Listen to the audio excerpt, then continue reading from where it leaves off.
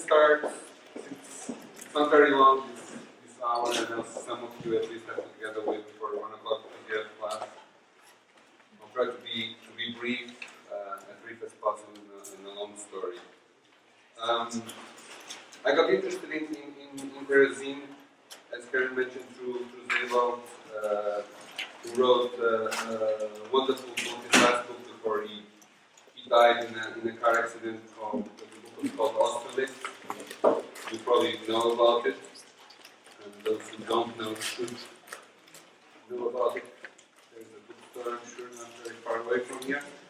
And in Austerlitz is the story of a man who finds out he was not born in Wales, and his foster parents were not his real parents, and that he was actually from Prague, from Jewish parents who had not survived and was put on a kinder transport to the United Kingdom.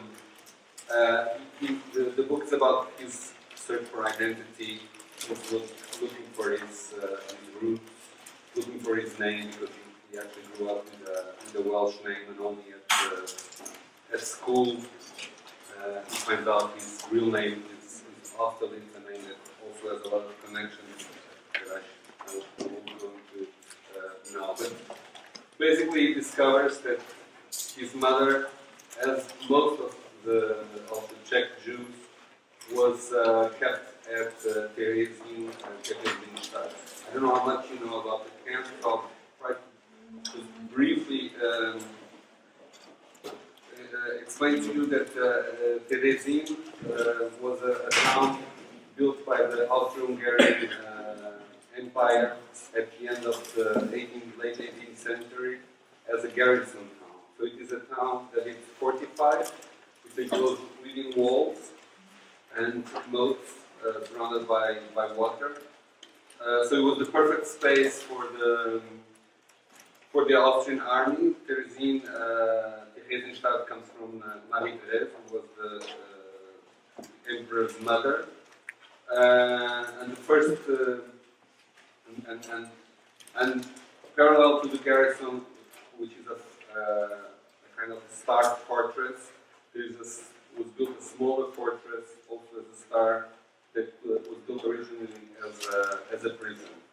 The most famous prisoner, and the prisoner number one in Theresienstadt, was Gavrilo Princip, who you might know was the anarchist who killed the Archduke in Sarajevo, giving start to the First World War. He died in Terezín. He got tuberculosis, and that was the main reason also he was chosen for the attentat, for the task. But as you see, the place was perfect also for the Nazis, for the Germans when they invaded Czechoslovakia. The Gestapo immediately took over the small fortress as a prison, mainly first for the Czech resistance. Many Czechs died in the early stages of Theresienstadt. And also then it was decided at the Wannsee conference that Theresienstadt would be a transit concentration camp.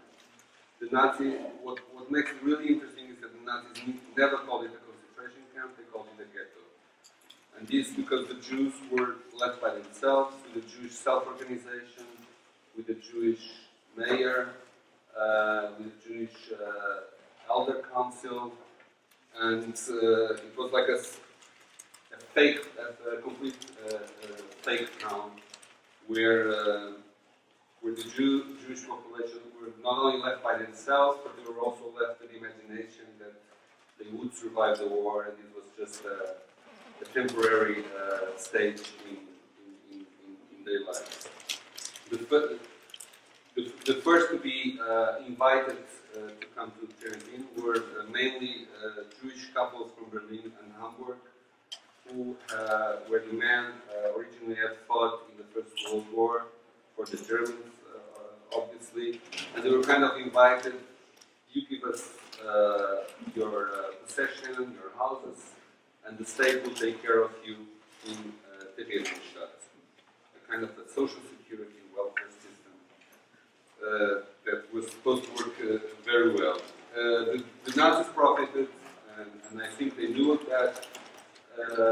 Theresienstadt, people heard about Theresienstadt, but people thought mostly of Theresienbad, which is a spa town in Austria. And this game was very much used by the Nazis. So the people who arrived there were expecting a kind of a spa town that they had heard about. Like, I don't know if we'll see it here today, but there is a scene in the film where the lady says, "Oh, we reserved a 4-room apartment with view to the lake," and obviously there was never a lake in Terezín, as there is no lake now. There was never before. Anyhow, so this is the broader aspects of Theresienstadt, Terezín, and I got interested because, like I was saying, because of Austerlitz, because in Austerlitz, Sebald, for those who might not know, Sebald mixed pictures within his text. It's one of the reasons it became so known and kind of a cult author for our artists because of this use of images. And the images do not necessarily illustrate the text. On the contrary, they create different readings to the text, to the story that he is proposing.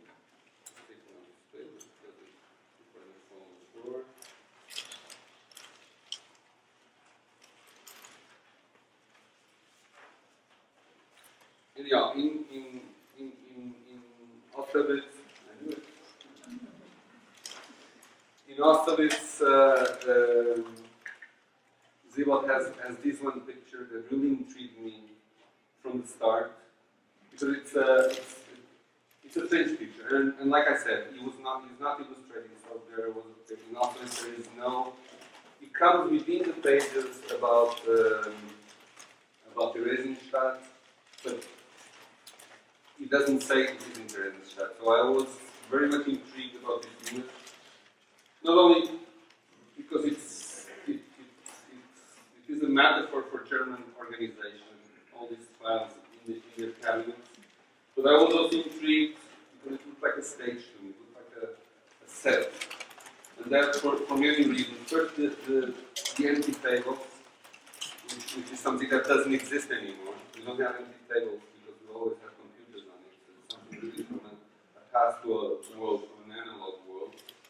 Then there is this open door, which seems to indicate that someone just left and is coming right back in, continuing working. And most of all, the clock that is at 6 o'clock, which is the most vertical line that you can have in the clock. So it all looked very much like a stage. And I was intrigued about this image, and it stayed on my mind for years. And then years after I had read Austerlitz, I finally decided to use some air miles and fly to Prague and go to Terezín, which is like 45 minutes by bus from Prague, and to look for the image, if I could find the image, and because I wasn't certain it was in Terezín. I imagined it was, but I wasn't certain. I also didn't know, like we never know in Sebald's books, who took the picture, because in a sense the picture is timeless. I feel. I mean, it could be taken during the war, it could be taken in 1930, it could also be taken in 1970. I mean, there is no indication of, besides the 6 o'clock, there is no indication of time. Everything is very timeless. I mean, there's a date to the furniture that we could put on. Obviously, there's a date to the manufacture of the clock, but there is a 40 years that could have easily passed without the room, without that do not date the photograph.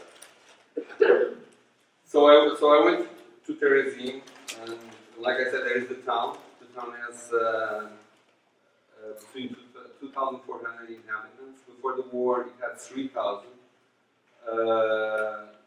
It had a very small Jewish community even. And when the concentration camp was created, that community was expelled by the Nazis, was evicted. And before the war was 3,000. During the so-called ghetto, it rose to 70,000.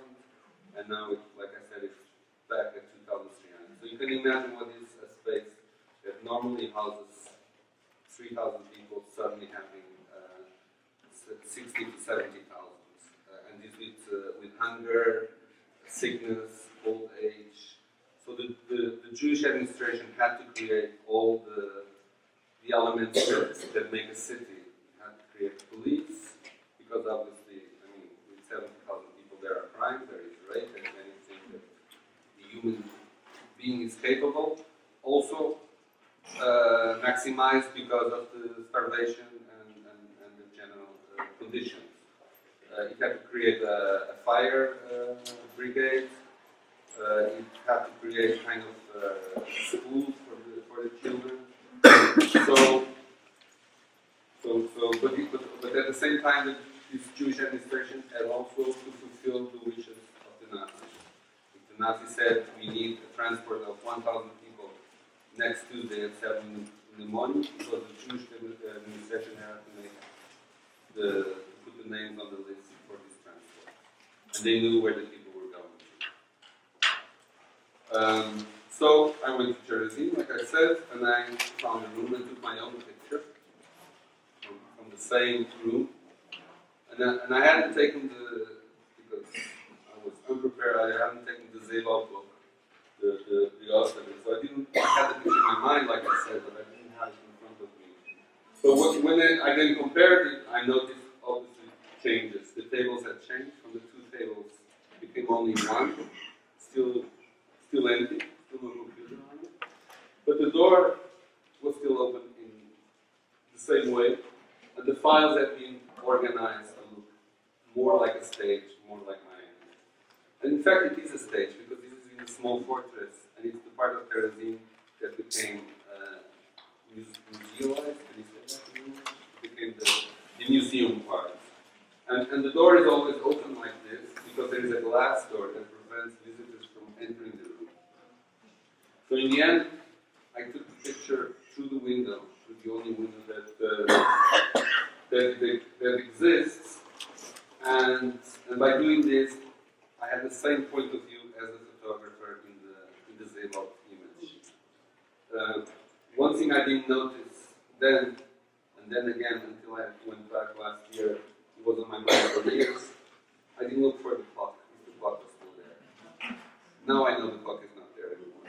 But I only found it out this year. This is a work from 2006. So all this time I had the clock. Is the clock still there? And then I was in Prague to speak about my work a few years ago, and I thought, should I go to Terezín, see if the clock is there? And I decided to keep the mystery. But now, because I went back to film, obviously I have to see it. So again, I took the photograph, and I thought this would be a very good metaphor, not only for the Nazi organization, like I was saying, but in fact for my own work, because I was working very much at the time, still am, but more than on archives, on filing systems, and this passage from the analog to the digital world. I had never thought of visiting a concentration camp because, Karen mentioned my grandparents, I think, are kind of vaccinated to the message that the concentration camps are supposed to give. I have the virus already instilled from childhood since knowing what had happened to all these people. So I never had the will to go to Auschwitz, and I've never been. So Terezín was kind of my only experience with concentration camps. And I never thought of doing anything about the concentration because I think the subject is so deep and so wide and so. but at the same time, sometimes so easy because there are lots of works. People go to concentration camps, make a few black and white pictures. It looks very sad, and everyone, is feels with the picture. But that's not enough for me. I think you have to dig deeper to try to show the Holocaust for new generations, and now that the survivors are almost all gone, we have to find new ways of retelling the story. So when I took this picture, I really didn't think about doing something more than taking this one picture, and then I might insert it in some kind of more broader work. But then I started to study the Terezín case, and I got more and more involved with it. And what really caught me, so to speak, it was a story of lie and deceit, much more than any other concentration camp where, once people got to Auschwitz or to Treblinka, they knew what was happening.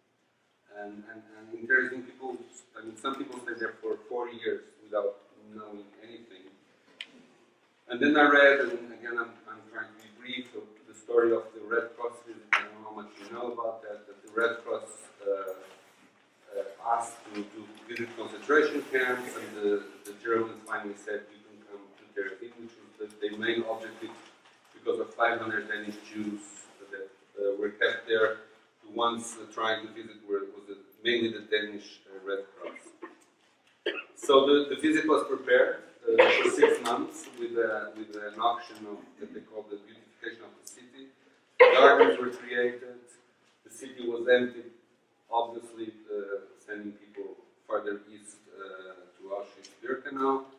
A school and a hospital were created, cafes, shops, and I'm telling you very shortly.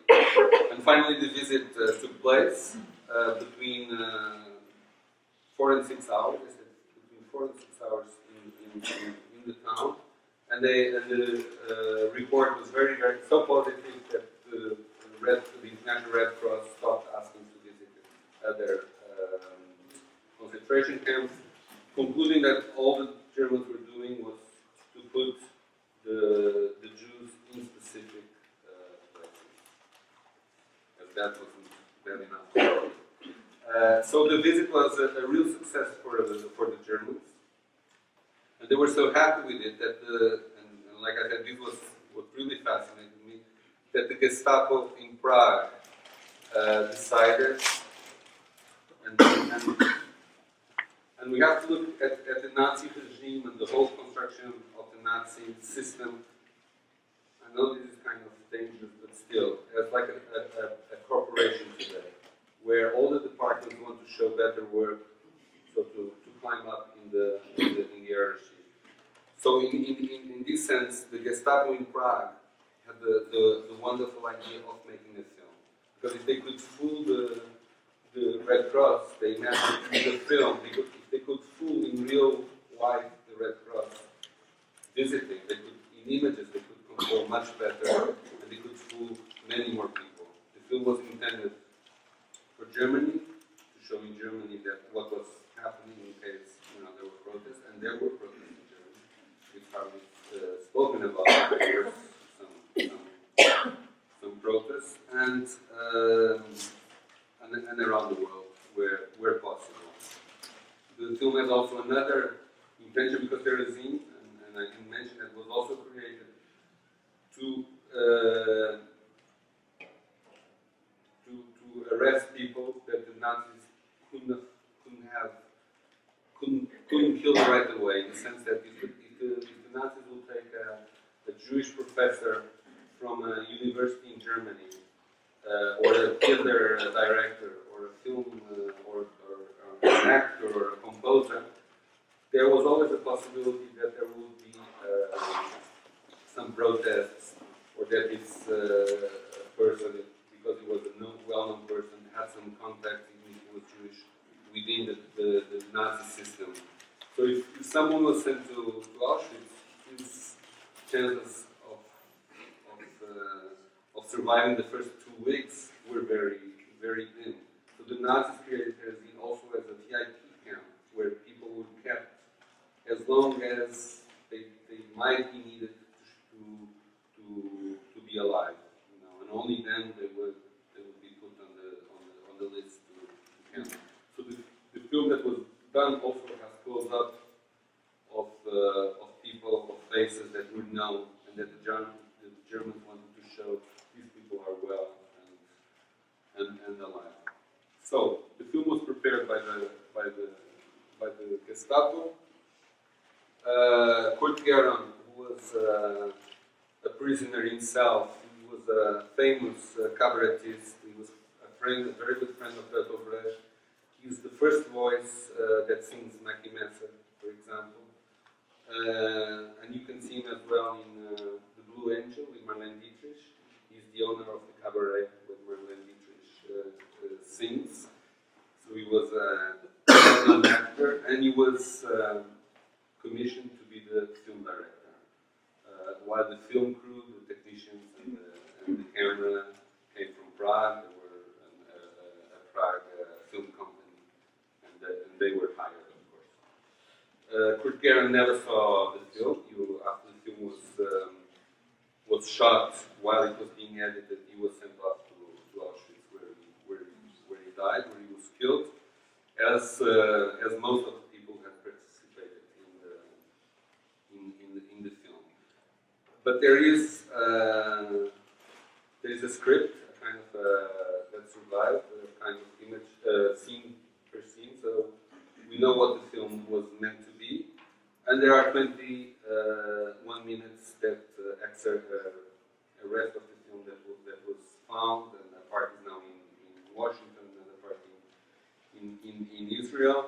This because when the film was finished editing, it was only shown once, apparently, to German officers, and then it was too late. The Soviets overran Czechoslovakia, and the film kind of disappeared in the aftermath. While the film was being done, there were some diaries that were hidden in Terezín and survived. Their writers that report about that. There's an incredible book that's supposed to be translated to English, but was supposed to come out in November, but I heard it's been delayed, by A.G. Adler, which is like a 700-page report.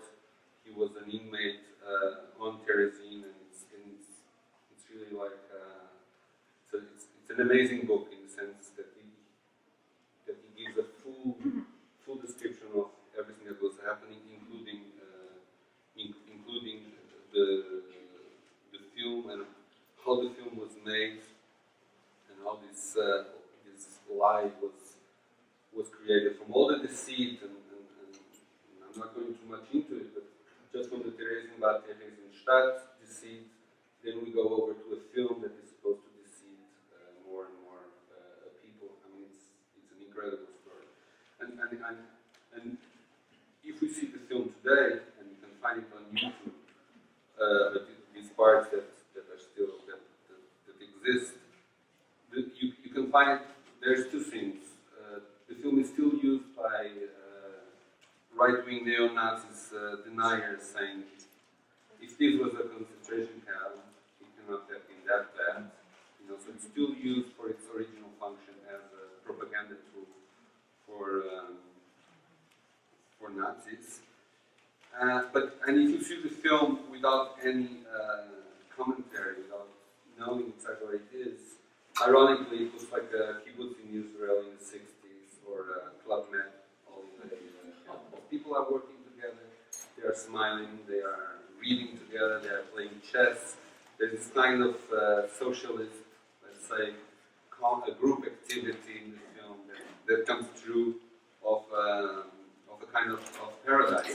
What I'm saying is that the film, and that's where I really got interested in this material, the film, the images still have their power and they still function with the intent the Nazis had when they created, which for me, as a visual artist, brings me to the present, because I think the film is an example of what the film material with a very strong agenda can do. And in a society where we more and more rely on images and less on text, that film is a symbol for all the dangers that are out there, and that we're, I think, happily accepting, with all the television we get, with all the information we receive, and any image, and I'm saying this as a photographer, any image has an agenda. I mean, even if it's only like if I photograph only this side and not that side, because I don't know, because this side is so much better than your side. Sorry, that is an agenda. So if it's only an aesthetic reason, it's already a choice. So by choosing, I have an agenda, and I have to choose because film can only show so much, and photography can only show a bit. And if I want to show that this was a success and the room was full, I'll show here. And if I want to show that the room was not so full, I will photograph there. So there is always an intention, on purpose or without purpose, but there is an intention that we, as consumers, and we are always consumers of images, are not necessarily aware because we don't think of that all the time. And that is really the danger of images. So anyway, I got interested in that because of this film, because I think the work is not, or is also about the Holocaust, obviously. It's also about what happened, but it's also about what happens now.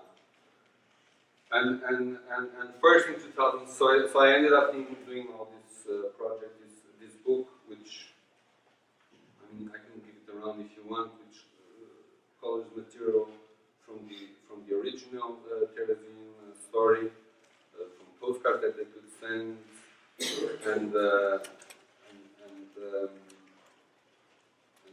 like graphs from the deaths. People were dying of yellow fever every day. But then it goes into the visual realm of the space and of the Nazi film. And I decided to use the film, and I'll show you a bit.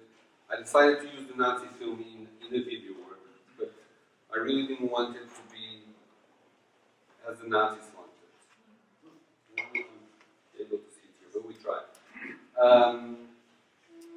Because one thing that I was really interested in is how much can we believe in from this film. We know it's a lie, because we know it is set, it is staged, which brings us back to my original, or to Zebal's original photograph that I felt the photograph was staged. The film is staged, obviously. So much so that there is a description of when they were shooting children eating bread at the kindergarten that was organized for the Red Cross visit that did not exist before. So when they were shooting the kids eating bread with butter, the director Kurt Karen was constantly saying, "This is not good. The kids are not good enough. We need to reshoot. We need to refilm." So apparently he refilmed it like 11 times just so that the kids could eat bread with butter all afternoon. So we don't get this in the film, but we know this. But at the same time, we get the smiles of the children, and they were real. And the smiles of the people that are acting, being themselves in their normal lives, we get them as well in the film. And my thing is that, how much can we believe? Because the people who were alive, they were in a concentration camp, that kind of ghetto. They didn't know, mostly they didn't know about Auschwitz, they didn't want to know about Auschwitz. All the news that came, people didn't want to believe, which is normal. If the doctor tells you we have so long to live, you will say, no, I'll live at least double, and you will work for that. You don't want, we as humans don't want to believe bad news, which is good. I think that's our survivor's instinct. But, so there is truth in the film as well. There's a huge lie, but there's also truth. And the other thing that I was really interested in, and it's really, I think, important, this is practically the only film we have from a concentration camp. Meaning that we don't have films from Auschwitz as a functioning concentration camp. Because the Nazis forbid images. letters were censored. The letters from the Germans, from the German soldiers, were censored for pictures. They could not send visual material out of Auschwitz, which means the Nazis knew that they didn't want, visual evidence from that place. But that means that all the imagination we have from Auschwitz, visual imagination, it's either from the rare seen Soviet footage when they liberated Auschwitz, or mostly from fiction films. And obviously I'm speaking from Hollywood, mostly, although there are also some German films and so forth. But we don't have material from the camp. So the material from Terezín is from the camp in real time from real prisoners, which makes it an incredible document in that sense. Even if it's a lie, it's still real enough for that. And I know it's very hard, and it's been very difficult for me to navigate through these lights and shadows, in a way, because to understand it is really difficult. Laszlo Molinari said in the 30s that in the future we will all be analphabets because we won't know how to read the English. And he was right. He was completely right. And we all know that if we're going to a documentary on whatever, if we agree with the filmmaker, we're going to say, oh, it's a wonderful film. And if he has another opinion, we're going to go out and say, oh, he's biased. It's not really like it. We're rarely convinced of something we don't believe in a documentary. Usually we like to go to documentaries now that only tell us what we already think. So it's very hard, and I'm also thinking and challenging how if documentaries really can change us. If we don't know anything about the subject, we go there and obviously agree with everything because we don't know anything. But if we have a strong opinion, and I'm not going to say here a real subject because we all have opinions on some subjects, then we'll never really convince unless the documentary says exactly what we're already thinking when we enter the cinema. So in that sense, this made it really interesting. And I tried to show the film, to change the film in two manners. Once I colored it, I don't know how much you can see, I colored it this kind of red, which you would think it's blood red, but in fact it's not. It is, but it's not because it's a more pinkish. It was the red that the Germans used to stamp the Jewish passports with a J. For identification. And this was done not for identification for the Germans, because they knew who the Jews were. This was done for countries like Portugal and like Switzerland to be able to distinguish between the German Aryan businessman and the German Jewish refugee who were at their borders. That was the only way they had. Like, Portugal could not distinguish if someone was called Schmidt or Kaufmann. He could not distinguish that easily. The Portuguese will not know. So they needed something more from the Germans, and the Germans started stamping this for these countries and not for themselves, which for me gains another importance because I live in Portugal and I was born there. So I decided to tint the film with this color to make these old people and also reinforce that all the people in this ghetto concentration camp, they were Jewish. So this color kind of puts a J on every of their faces. Because interestingly enough, as we see in the film, although there were only Jews in Theresienstadt, they had to carry the Jewish star. Because the Reich has its others, and this was a ghetto part of the Reich. So, and the other thing I did, which I took from Zebal, because Zebal in Austerlitz says Austerlitz, to try to find an image of his mother, slows down the film to see if he can find his mother not in the center but on the surroundings of the image. And in fact, in the Sebald archive in Germany, there is a tape that Sebald owned with a slowed-down version. I mean, we're talking VHS then, so it was not as easy as now. So I decided also to slow down the film to 25%, obtaining two things. One, I get by slowing it down to this percentage, I get back the 90 minutes that metaphorically was the time the Germans needed to tell their lie. So I'm back at the same point where the film original was at the 90 minutes. I can see, you won't see it here, I mean, I'm going to show you just a little bit, you won't see it probably here because of the light, but I can see all the smile on the faces fade. I can see the corners of the picture. I can see people that were not meant to be filmed, but were still in the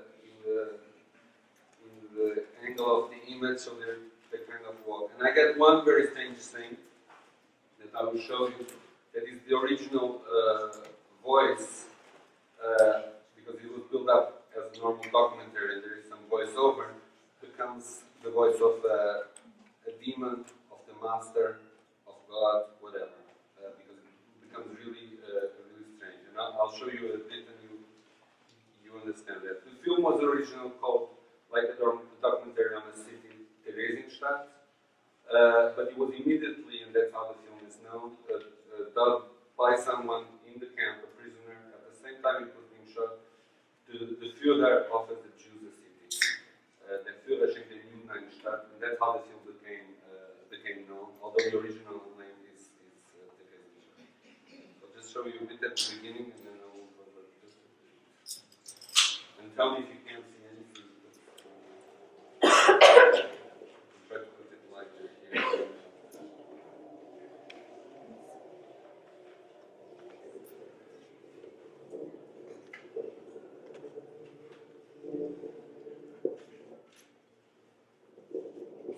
Also the music that was composed mostly by Jewish composers in the camp and taken by the Nazis, although there's also traditional German music, becomes, because of the slowness, a funeral march. So what we hear is a light music that becomes a funeral march because of that slow motion.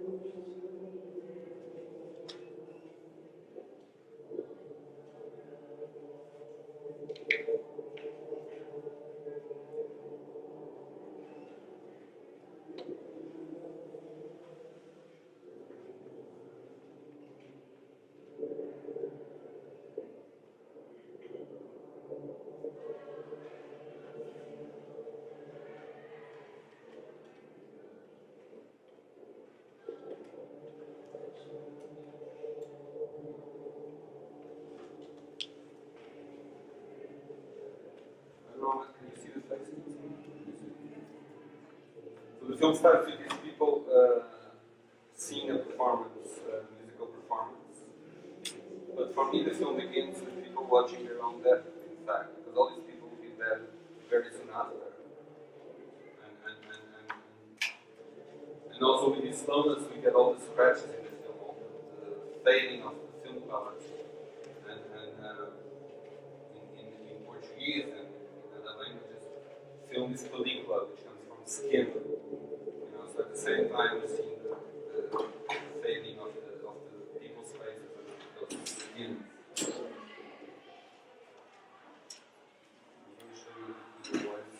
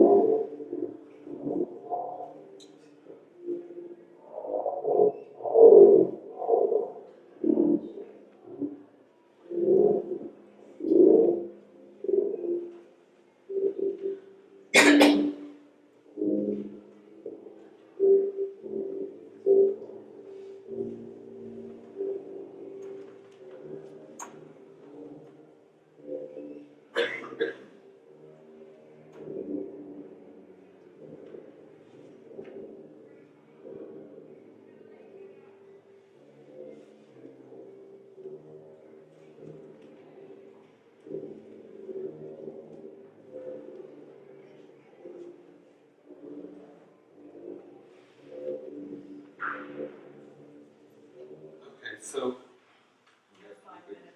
yeah, 5 minutes. Yeah. So you get an idea.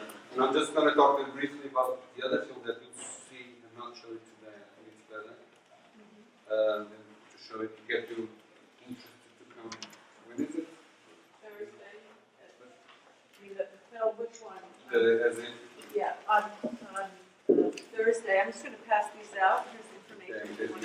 but I'll talk a bit about it before we end, and I don't know if you have any questions as well. But then I was also, the thing is that Terezín, and again, unlike other concentration camps, is again a city where people live. And as they've all described, it's a city where more goes to now than actual living souls. And I was always interested in going back to make something about the present there.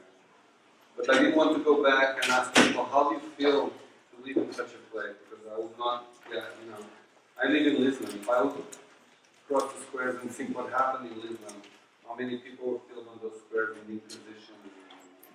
I could not live there. So the fact that it's closer in time, because I don't know if it makes a difference, because that also raises questions, which is what would be the Holocaust in 20 years, in 50 years, in 100 years? How are we going to? Is it still interesting? So, but then I started researching, and I'm not going to show you images. I started researching about the story of Terezín on film. And Terezín was used right in 47 by a Czech film, which is amazing. 2 years after the war, the Czechs were filming already.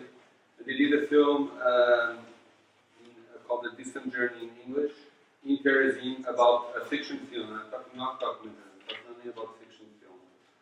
They did a fiction film there, and in 55, again, they did another one called Transport from Paradise. Both films are amazing in terms of cinema, so apart from the subject. And both films were prohibited by the communist regime right after the premiere, which kind of transported us from one censorship to the next. But then I looked how was Terezín treated by fiction in the West, and in fact Meryl Streep in the Holocaust series gets arrested in Terezín, and Holocaust is kitsch, as we all know, but it was very, very important. I was in Germany at that time, and it was the first time the Holocaust was served at dinner time, so to speak, to the German families. So much that after each episode, they had a group in the TV studio, they had a group of historians, psychologists, receiving calls from the audience. And they thought they would get calls saying, no, that the SS uniform was not exactly like that. But mostly they were getting calls from younger people who didn't know anything about the story and were asking factual questions. So Holocaust is kitsch, yes, but it was very important. And obviously the American studio could not cut into Terezín because it was communist Czechoslovakia. So the already fake Nazi Terezín was rebuilt fakely in an American studio. And it really makes the scenes interesting. So what I did in this long film as if, because it takes 4.5 hours for many reasons. One of them is, like I said, the Red Cross visit was also between 4 and 6 hours. But I mixed the present, the Terezín of the present, which is basically empty, because, like I said, it's 1,200 people, and they most go out during the week to work somewhere else in other nearby towns. So it's crazy people and mothers with babies during the week. It's very, very empty, and tourist groups who come to Terezín to visit. But Terezín obviously doesn't rank high on the Holocaust tours because it was not an extermination camp. So if you go somewhere, you go to Auschwitz or somewhere else. So Terezín is mainly visited by kids from south of Germany, from the Munich area, because it's not very far by bus. But what is still strange is that they go to the small fortress, which is the prison, and like I said, it's kind of a museum. And then they go and have lunch at one of the 2 restaurants in town. And most people, and I understood that from talking with them, they think, oh, we visited the prison, now we go to have lunch. But basically, lunch is where the actual prison was.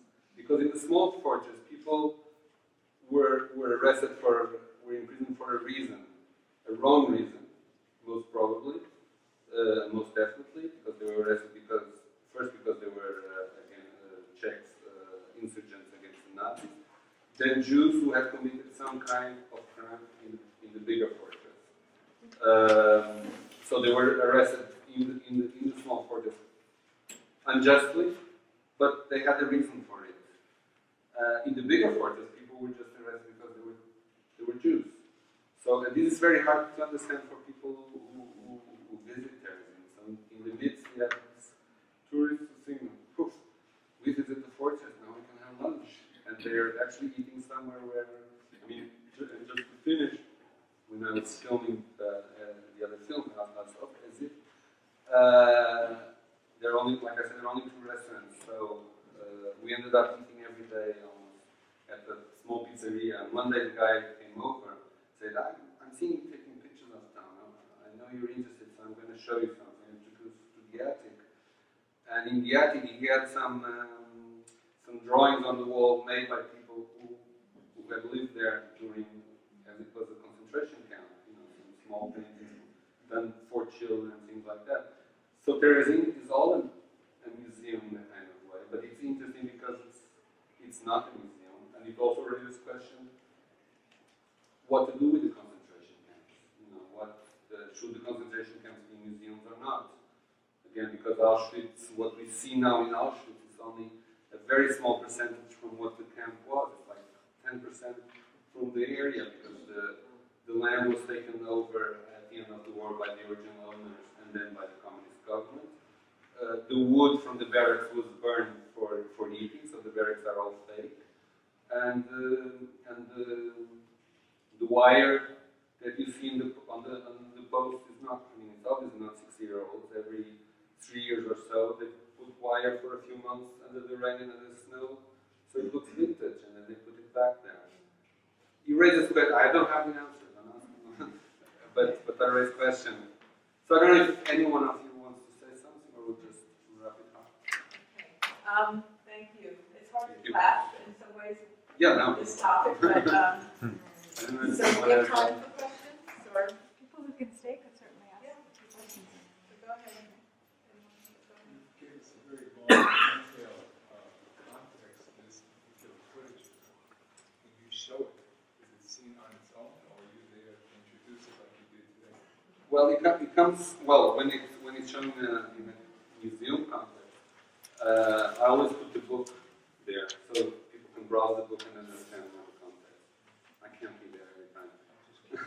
but for example, when I did the last show in Lisbon, which had a new film, it was a longer work. It was like 3 floors of photography. It was not only Terezín, it was a lot of Perec and Zeeland. I did like 6 or 7 guided visits. I can't do more than that. But my idea is that art and this type of work must instigate you to look afterwards. And now we have the internet, so it's very easy to find. I think art should not only be about going to museums and it's really beautiful. It should pull you to some more interesting subjects. But yes, the book serves as a guide, because otherwise it would be difficult to understand. Are the subtitles in English? Who put them there? I have no idea, and I have asked many people, and it also comes with the stage artist film, So that wasn't you. which I thought of actually erase it because it would be easy to erase it, and I said no, it brings me back to the stage from the original photograph. I got the material from because in Europe it's very hard to get. In Germany it's forbidden to buy Nazi material. You can't. There's a big discussion about the Mein Kampf book, which is now losing its rights because it's 75 years. So what to do with it? although it's already available everywhere on the internet, and it's kind of a rhetorical question. But I got my thing from a company in California. It was from the States, and they were kind of selling it. I thought, are they doing this for nostalgic reasons? Because they'll sell a lot of material from that. So I don't know. I don't know who did it subtitle. Any other question or comment or critique? Should I ask Sharon Rebo with the National Center for Yiddish Film where those subtitles come from? Sharon Rebo from the National Center for Jewish Film at Brandeis University. They have a copy of that. You might ask her. Yeah. She'll tell you who you All are. right. Yeah, you could, because I know some of the original is in Washington at the Holocaust Museum, and some others in I think Yad Vashem. I'm not absolutely certain because I did this research a long time ago. I think that's it. So I don't even know how the film got together, on a DVD with different parts. But like I was knowing in Minneapolis with Leslie Morris, and she doesn't know either. She has no idea. So these things kind of start getting around, and nobody knows anymore. But did you mention the subtitles correspond with the voice? It does. No, it does. It is, But the voice would be German? German, yes. Who translated New Perfect German. And so I don't even know if the subtitles are done for the DVD copy. They could have. Because all the company I was saying I think it's California, sells Nazi fiction films, which are very interesting for research, and they all come subtitled. So they might have put the subtitles to sell them. So you work with the DVD and not the actual film? Yes. Now the actual film cannot. Even an artist? And I don't want to have that responsibility. No, like I wasn't just have to zip all the archives and there you can touch everything. But the film is really something. And the rest of this film might even still exist in Soviet archives. One question that is intriguing me for a year is like there was a huge library. All the books that were confiscated in Germany were sent to Terezín. So there was like a library with 10,000 books, and I have no idea what happened to that library. I couldn't find anything about it until today. Maybe it'll be just a film just to go and search for that library, even if you won't find it. Because I don't think the Soviets would take it, all those German books. Or maybe it was German. Is there an image for it? I don't think so, but there are images in the film where you can see it was really a well-stocked library. So there's always lots of questions, but can't follow all of them. I follow too many already. Okay, there's a question here. On the technical side, is the film originally on celluloid? Yes. So that's very hard to preserve. Yeah, that's why they are in these museums. Yes.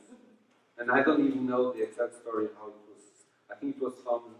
These were rests from the print at the studio in Prague, because the copy that the Nazis had disappeared. Maybe in the bombing, definitely during the Soviet occupation, or there is a complete copy in the Soviet archives.